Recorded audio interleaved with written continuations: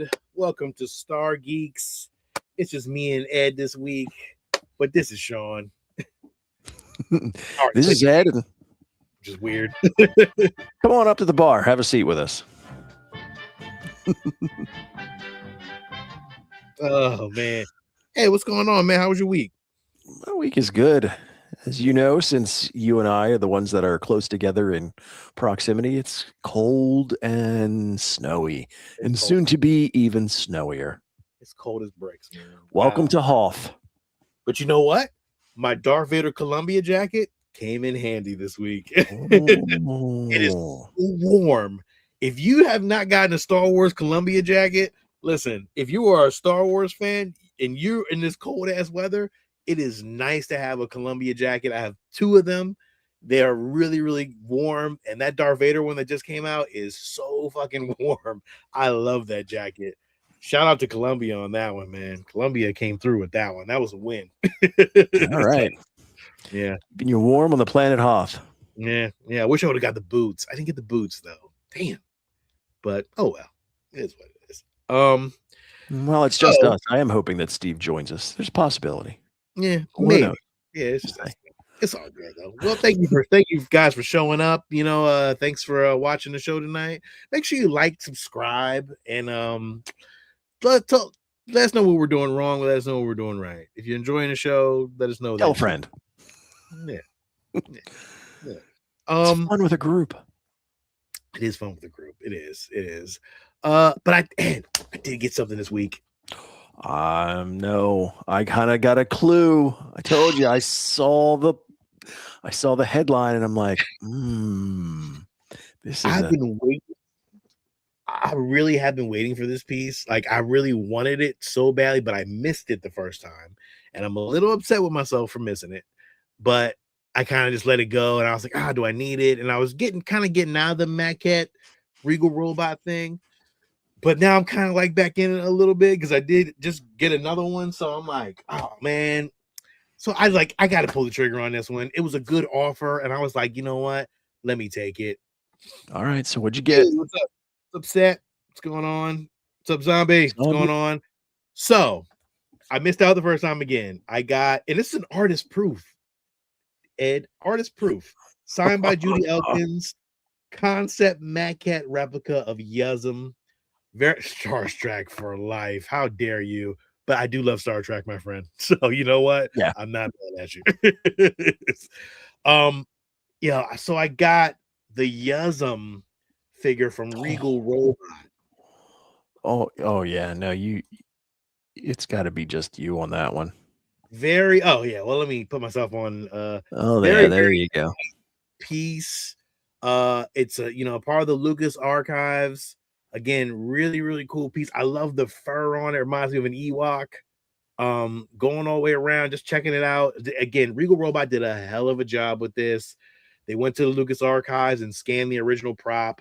Now, the original prop, which is crazy, did not have this little blaster gun. Apparently, it was a guitar at one time. I'm not 100% sure on that, but like he's in some of it, but like in the new edit.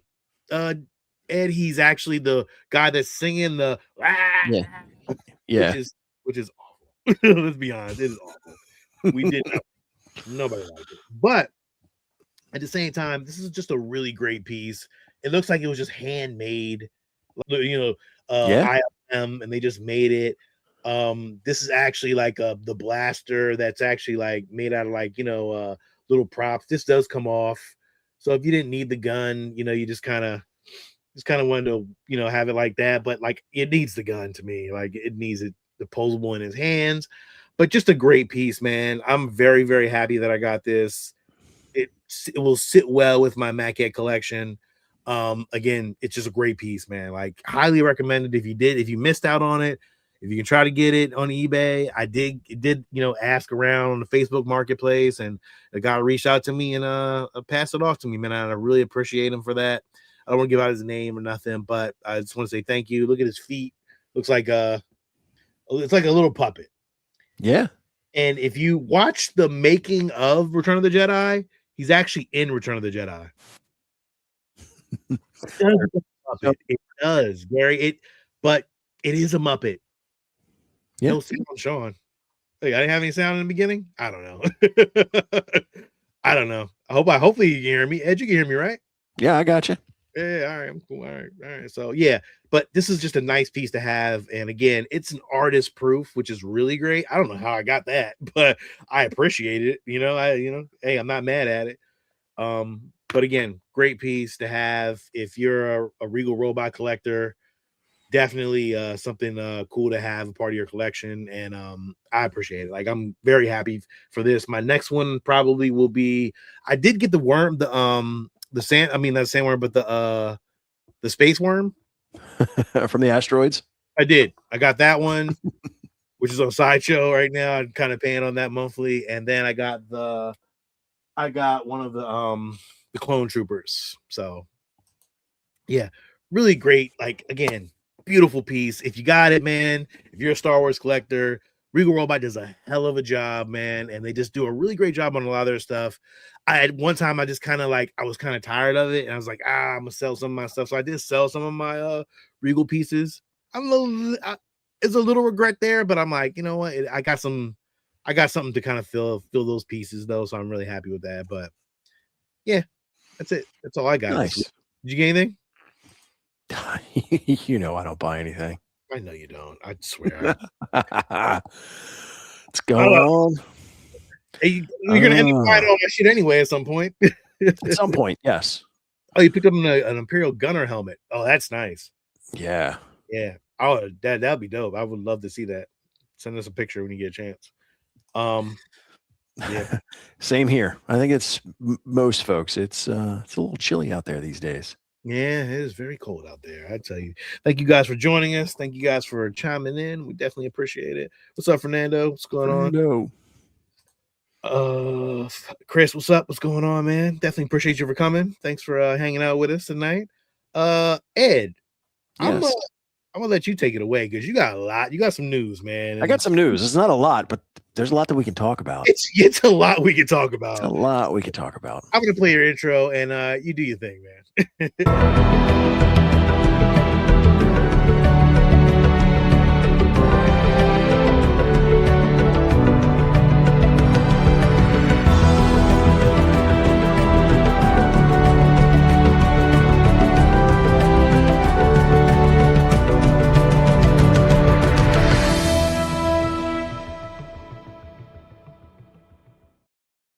All right. So, first off, did somebody not tell Disney our record schedule? We're getting the trailer for Darth Maul Shadow Lord tomorrow. Tomorrow. No, you drop it today so we could talk about it tonight, not tomorrow, Disney. Get with the program here. They screwed us on that one. They have like a little mini tease. It wasn't a trailer. It was just kind of a visual piece. I mean, I'm excited, obviously. I can't wait to see where this storyline goes. The art looks different from what we've seen in traditional Clone Wars and Bad Batch. I'll be interested to see how that kind of actually looks in the true production. I mean, we'll get an indication tomorrow. So flex. So, but yeah, I'm excited at the same time. Come on, guys. Figure out when we're doing this. Did you see the Master of the Universe trailer? I saw that it dropped. I didn't watch it yet. It's part of when I get done this that I'm going to go and watch that. Yeah. This made me laugh when I saw this. So Kathleen Kennedy, which we'll talk about in more detail, is officially phased out. Yes. In her parting, she's talking to all kinds of people because everybody wants to know. And she makes this comment about Rian Johnson that he was kind of spooked by the angry Star Wars fans with reaction to his movie, which is what kind of kept his future trilogy kind of sidelined. Now, I don't see any reason why she would make that up. But as soon as it got to him, he quickly goes, no, that's not the case. That never happened. I don't know. I tend to believe that it seems like that might be the case. I don't know. It was just fascinating to see how she makes the comment and he's got to come back and deny it. So Yeah, it's very. She said a lot of shit. She did say there was a lot of things that she did say. I know you probably got it, but like it's very interesting. Like, I mean, if I was Ryan Johnson, I'd have been like scared too because like you did a Star Wars movie that you've always wanted to do, and this is what you did. Like, everybody's like, "Come on, man, you could do way better than this." Yeah. And that was, but I mean, at the same time, he had to go through a lot of like probably writing processes and like I don't know, man. I'm not blaming everybody, but there's always a committee. Which You know, so is not necessarily a good thing. I mean, no. depending on who the committee is. So Yeah. I know in part of that conversation, they brought up Starfighter. And of course, they start asking the question. They're like, well, could this be a sequel fueled type of movie? Like, is it just one? Now, it's initially slated as a one off, and I am completely fine with that. Now, I'm also thinking that, if you give us something and it is really good, and then there's the opportunity to do more with it, that's fine. But we'll take that after we get it and have an opportunity to kind of go through it and live it and experience it.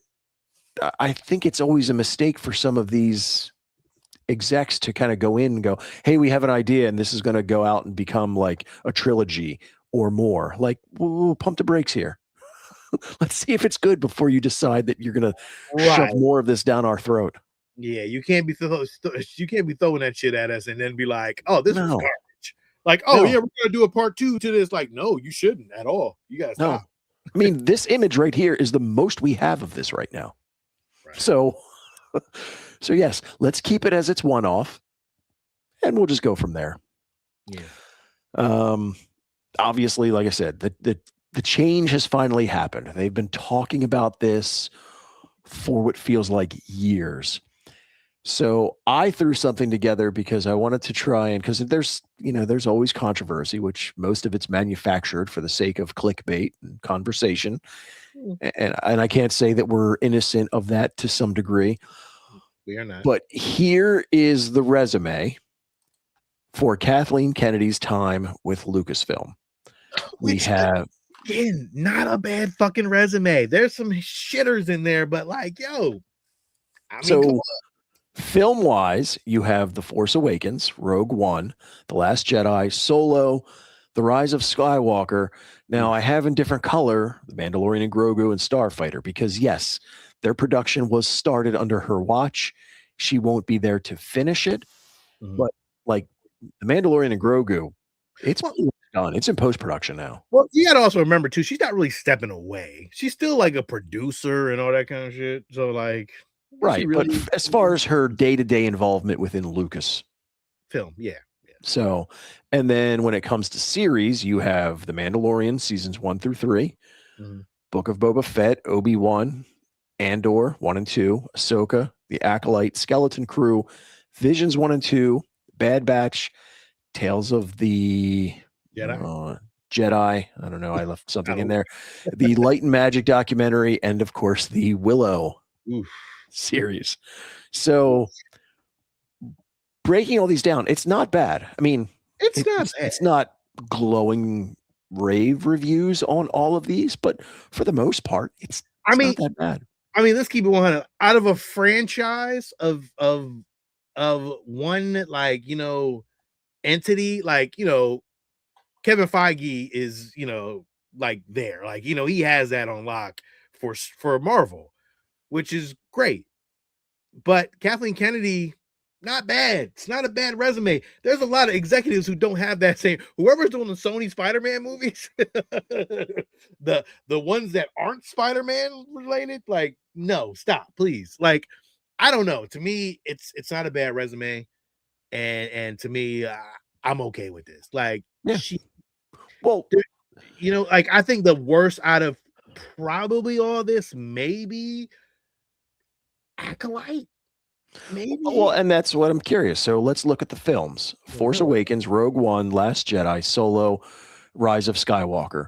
So The Force Awakens is good. It's not amazing, but it was really good. I enjoyed it. Of course, Rogue One, fantastic. Solo wasn't too bad.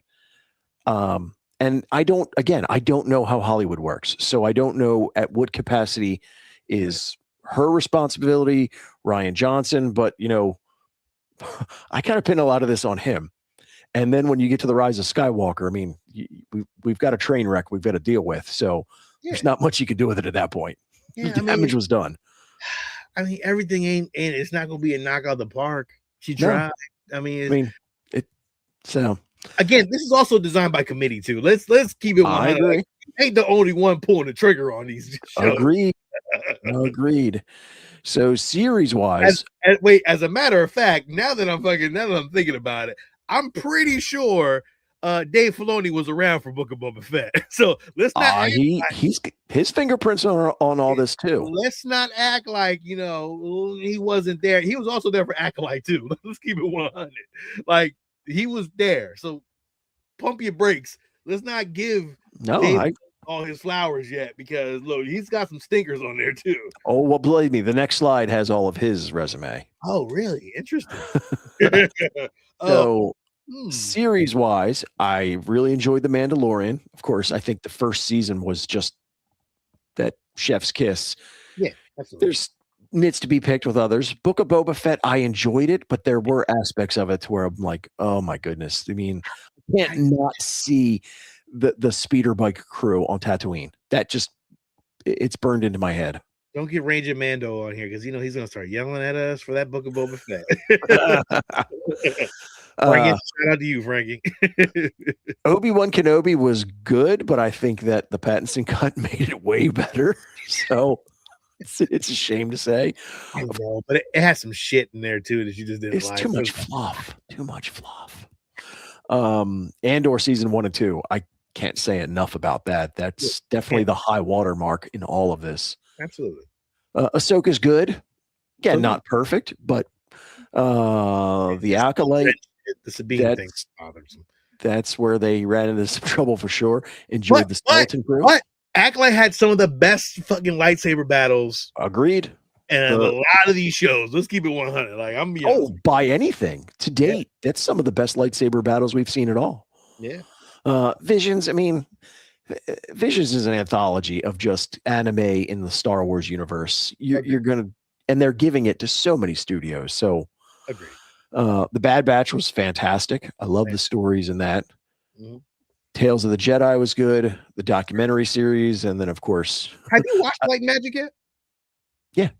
Oh, I didn't know you watched it. We never talked about you didn't like it. I didn't know if you liked it or not. Or what. Oh, of course. It's such good information. And then, of course, I don't think we need to say anything about Willow. Go look for it on Disney Plus. You're not going to find it. You're not going to find it. It's gone. It's gone. Goodbye. All right. So, again, you can see what she brought to the table while she's here. So now let's compare it to what we have received from Dave Filoni. So you've got a lot of animated series, the Clone Wars, where he is the supervising director, the writer, executive producer, which all fantastic. Anybody well, first off, if you're watching this show, I have to assume that you've watched the Clone Wars. And if you haven't and you're watching the show, stop now. We'll be here. Come back, log on to Disney Plus and start watching Clone Wars. It's fantastic. I agree. It makes the prequels so much better. So much better. I can tell you right now, if you haven't watched the Clone Wars and you go back and you don't appreciate the prequels, because if you insert the Clone Wars inside of those prequels, you have a fantastic fucking show. And I tell you right now, and the witness is right there. Watch it, because man, it is fan-fucking-tastic, man. Love it. Rebels, another fantastic. Love that series. Agreed. Low point when it comes to the Resistance. That was I didn't even watch it. I tried. I need to go back now with a fresh mind. I'm going to end up rewatching everything multiple times. It's just we forgot Dial of Destiny. We did. Sorry. That was Ed's fault. Yeah. He didn't want to put Indiana Jones in there at all. All right. Missed one. Forces of Destiny we have under Dave. The Bad Batch, which again, Bad Batch, fantastic. Love that story. Agree. Tales of the Jedi, Tales of the Empire, Tales of the Underworld, all really good, kind of one-off. Then you go into the live action. Now, The Mandalorian, writer, director, executive producer, and showrunner. So that's his baby. And again, season 1, amazing.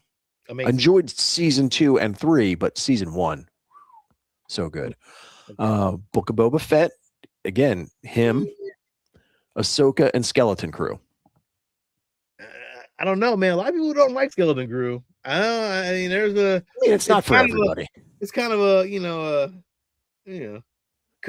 co-showrunner. If you say so. No, well, with regards to Mandalorian, because he's he had, obviously we know he had help with that, because how many people wanted to see Favreau?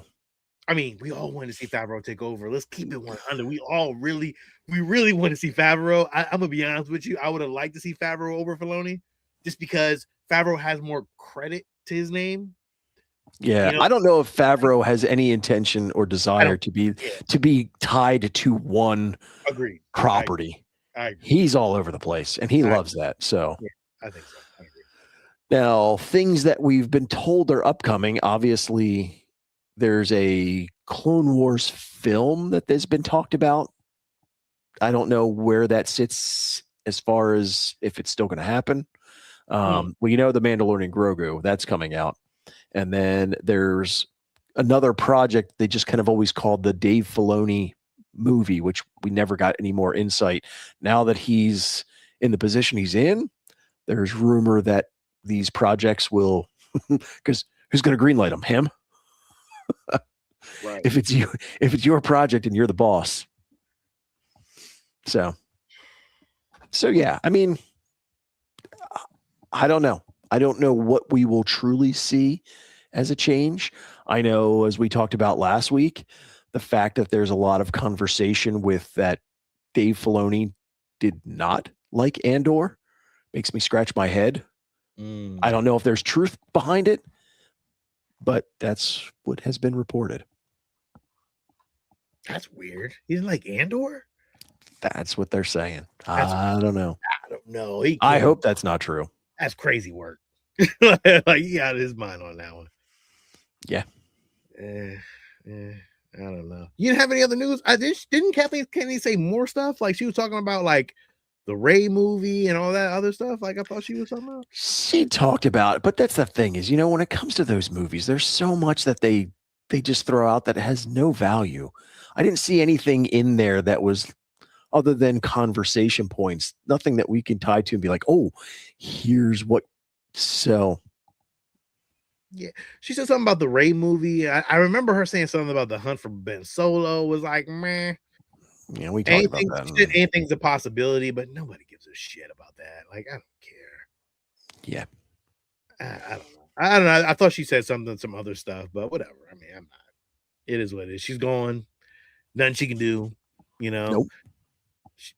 She announced what today was. She was at Lucasfilm for what, 14 years? You said. Trying to think of the date. 14 years of leading the studio. Yeah, since the transition. Yeah. Okay. Right. Well, listen, sad to see her go.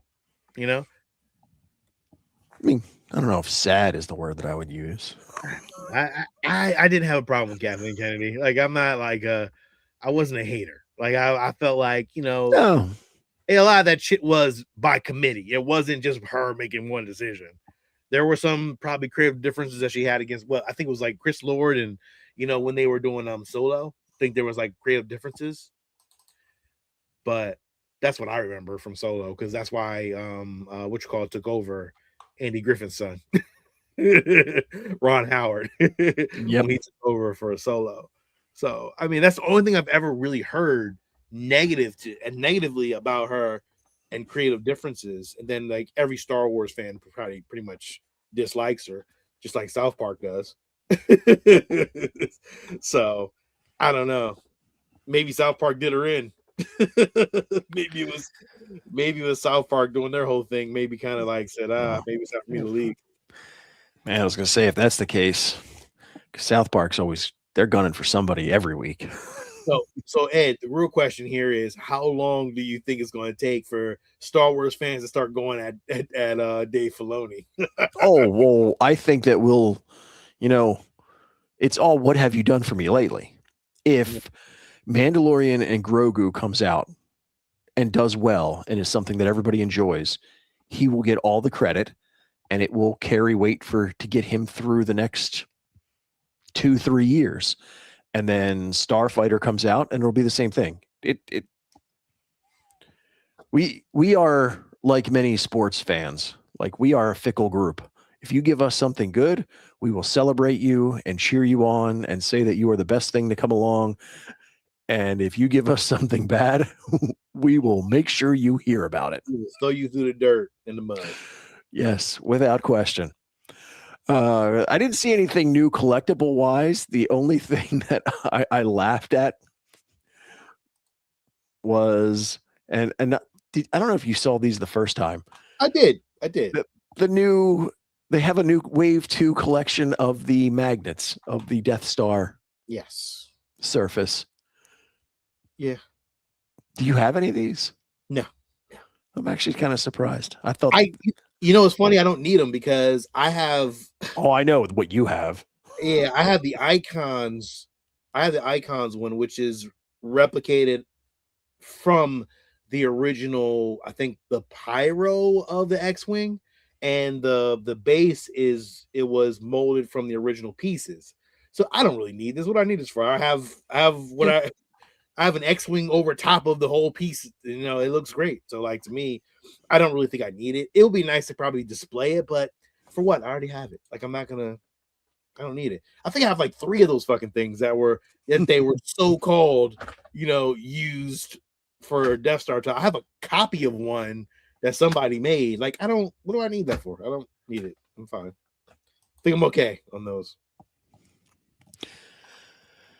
Yeah, no, I agree. It was okay. It had its high points and its low points. It's just one of those that, in this world of media and entertainment and things like that, it's so hard for any of them to put out something that is, that everyone loves. The benchmark right now is Marvel. Marvel had a period of time where they had a 10-year run where it felt like everything they did turned to gold. Great. And then we went through a stretch of going, really? This is what you're giving us? Yeah. Let's be honest here. Like, there were some very bad moments in the Marvel universe that no one liked. And like, it was just like, we're tired of Eternals. Yeah, Eternals is one of them. It's awful. Oh my god!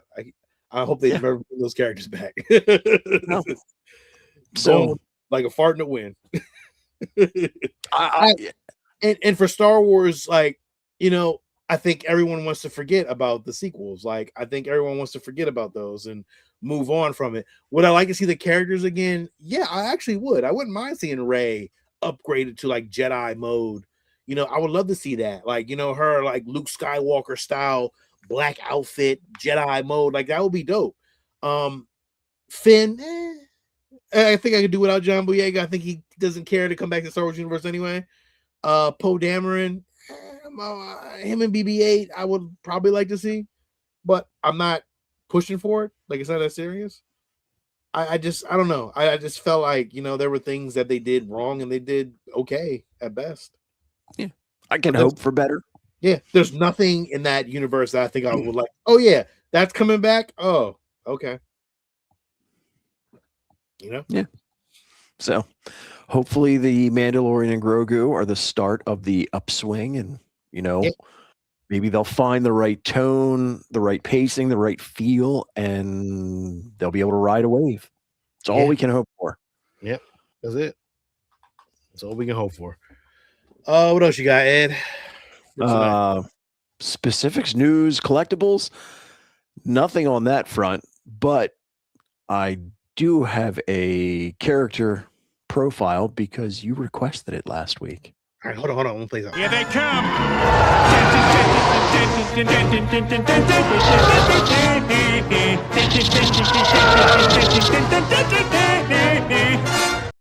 All right, here comes it. I love that one. Oh, there's so many good ones. Great. All right. So last week we talked about the new vintage figures that rolled out, and one of those figures was Chalman. And of course, it got asked, okay, who is this character? Mhm. So I did a little bit more digging and research to get us some information to understand who he is. So Chalman, a It's Wookiee Archive. who originates from Ord Mantell. He was a street thug and kind of made his living hustling and taking advantage of visitors to Ord Mantell. Ends up saving enough money, and apparently his dream was owning a bar. So he ends up heading towards Tatooine, and he's the owner of the bar that everybody knows your name in Mos Eisley. Now, you wouldn't know that he was the bar owner because, I think most people think of Wooher. Now, he was the daytime bartender who worked for Chalman. A little background with Wooher is that during the Clone Wars, now they say that I get different information, which is not uncommon because let's face it, between canon and legend, there's so much background information, it gets blurred. But apparently his parents were killed by droids, which is the reason why he has such a distaste for them and had the droid detector installed. And we don't serve their kind. So that's because he's kind of the curmudgeon barkeep during the day. Okay. Now, even though he seems like he's kind of a miserable guy, he's actually a decent guy deep down because we know that the cantina, it's a seedy place. You're on Tatooine. It's a crime world. It's a crime world run by the Hutts. So there's all kinds of nefarious things going on there. And a lot of, especially the bartenders, have an opportunity to make a side hustle on different things. And there's a lot of trafficking of people. I don't know if it's really human trafficking because there's a lot more than humans on Tatooine. Right. He opts not to get involved in that because he doesn't like it. So he takes the bigger stance of not getting too involved in the crime stuff. Now, he is a true mixologist, loves what he does. And there is a story that he was always trying to develop the perfect drink for Jabba, because let's face it, Jabba's the crime kingpin on this planet. And he knows that if he can create the perfect drink for him, it's going to set him on a path of financial independence. And while researching that drink for many, many years, he found what he thought was the secret ingredient, and that was the pheromones from Greedo's dead body. Oh, what? Yes. Yep. Now, we don't know whatever happened with his drink. If he was able to present it to Jabba, there's really not much known beyond that. But yeah, he's a mixologist, and he has no problem in going dark to make the perfect drink. He's not the only bartender. Okay. Akmena, which we saw from the holiday special, she's the nighttime bartender. And she's the one that everybody likes. She's everybody's friend, very personable, but she has no problem in kind of wetting her beak in the underworld part. Like there's a couple of pickpockets who Arthur. Absolutely. Golden Girls. So she has no problem working with all of the pickpockets and other folks within the bar and turning a blind eye, to get her little piece of the action. And then there's another fill-in, Shrem. Now, poor Shrem, again, he's caught up in the underworld stuff. He, at one point, has a little workings with Dr. Aphra, but he betrays her, which is not something you want to do.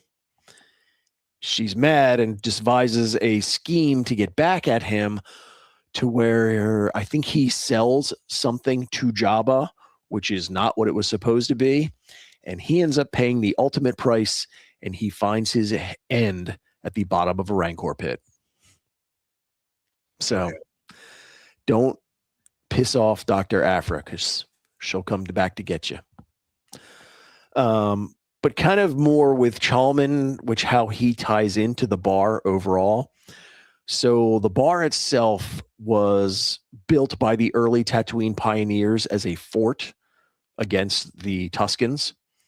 It was used for a lot of things. It was an armory. It was a brewery. It was a flop house for vagrants. It becomes a bar, and then it's owned by the Vitreon brothers, who end up using it as an illegal spice den. Now, Chalman, when he comes to Tatooine, he buys this facility from them and turns it into the cantina that we know in A New Hope. Now, the Vitreon brothers, immediately upon selling it, they disappear. And apparently it's because nobody wants to be on the wrong side of the anger of a Wookiee. And since it was a very seedy place, there was apparently bodies buried in the basement. So they knew what they sold him, and they skipped town. So when Chalman runs the cantina, he actually runs a really, I mean, it's Mos Eisley on Tatooine, so nice is a relative term, but it's above board for the most part as far as how he likes it presented. He apparently has signage all over the place stating that he does not want any violence in his bar, but while he holds that strict rule, he kind of enjoys when they do break out on occasion. Because one, he enjoys it, but also, you know, when they happen, that's kind of good for business. There are a number of drinks that you can get from the bar. The blue milk, which everybody knows on Tatooine, a Tatooine sunrise, Jawa juice, Yatuni Baska, Tatooine Junko, and the Hutt's Delight. Now, if you're a regular patron, there's some off-the-menu items. The Red Dwarf, the Cassandra Sunrise, a Nova Blaster, and a Flame Out. Now, the really cool part is, again, it's the underworld.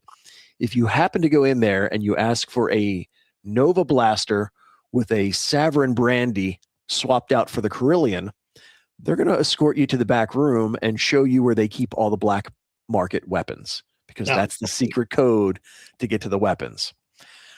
He also made sure the bar has certain spots that for the right price, you can meet with whoever you want, that there are signal jammers and no surveillance. So you can have a completely under the radar conversation in this facility for the right price. Sweet. We all know the favorite house band, Figure and Dan, and the Modal Nodes. There have been a lot of Star Wars folks who have found their way into this cantina, some of which would be Ventress, Maul, Bosk, Boba Fett, Han, Chewie, Luke, Obi-Wan, we know, Savage Press.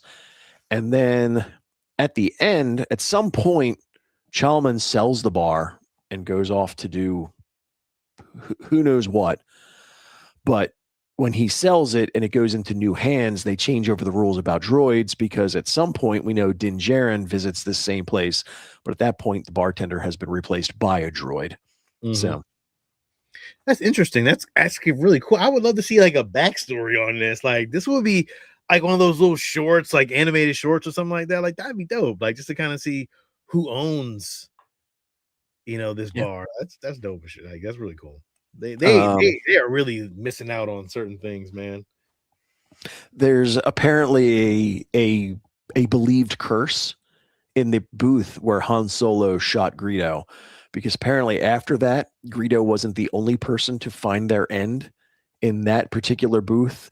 And so there's a lot of patrons who will not sit there because they just think that, you know, whoever seems to sit in that spot meets their end with a blaster bolt.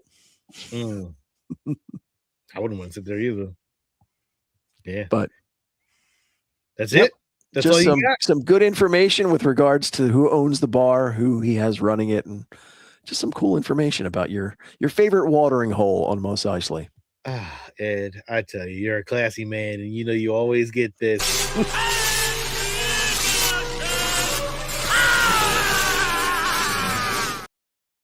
because you are the only person in the Star Wars universe that gives us this kind of stuff, man. You gotta appreciate this shit, man. Give Ed a round of applause, man. He always brings the heat, man. You gotta give him some love, man, because I don't know anybody else who's bringing that like you are, my friend. So for those in the chat, anybody who's watching, if there's a particular character or something that you want information about, throw it out there. Let me know. I mean, I don't know everything by far, but I do love doing the research and learning more. And I'm happy to present it. Look at that. Look at that. That was a random out of nowhere person. Like I'm pretty sure nobody really knew like who the hell that dude was. No. I didn't even know who the fuck he was. So the way you pulled that out your hat, man, I definitely appreciate that. And that's something for the more I wish I had one of those the more you know of which I think a great one. Yeah, Star Wars version. Yeah, definitely. And again, Flex, everybody's give you a round of applause, man. Thank you, everyone. I'm happy to provide. Good Lord, man. You bring your A game every time, man. I thank you so much for that. I'm pretty sure the Star Wars fans appreciate that too, man.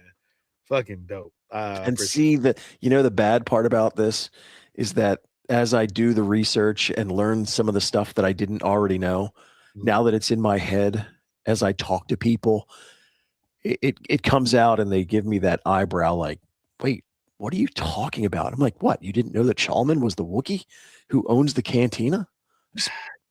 Start pulling it out. Dude, you are a legend. Like I appreciate you every time we come on here on Wednesdays. You're gonna bring. I kind of want to be surprised. like I think we're gonna have a little thing at the bottom of the banner. It's like Ed's like. What is he bringing today? I know, man. Shit, dude. I'm learning a lot. Like you give me knowledge that I didn't know before, so I appreciate that. Chalman, like who the hell knows about Chalman? Like let me know. Yeah. And it's crazy because while he's a Wookiee, he actually looks like he's got kind of like a mustache, like a mustache that he almost seems like the Wookiee version of Lando. Just kind of suave. I would love to see this character live action or some kind of way or something. Like it just would be cool to see. Yeah. Oh yes. And thank you again. You said it all. My pleasure. Oh, you did your thing. I appreciate it. We have no more news. There's nothing else to talk about tonight, Star Wars wise, but we will bring something next week, definitely. And we'll have something. I don't know what it's going to be, but I'm not sure yet myself. We'll find something. Yeah, of course you will. Of course you will. I appreciate you. Thank you guys for coming on. I think next week we'll have a Lil and Steve. We'll see. We got to get that Return of the Jedi review done at some point. That is our next movie. Then we're moving on to other things that you may not want to know or review, but we are going to review them, the sequels. But yeah, this is it. This is it. This is it was a good night.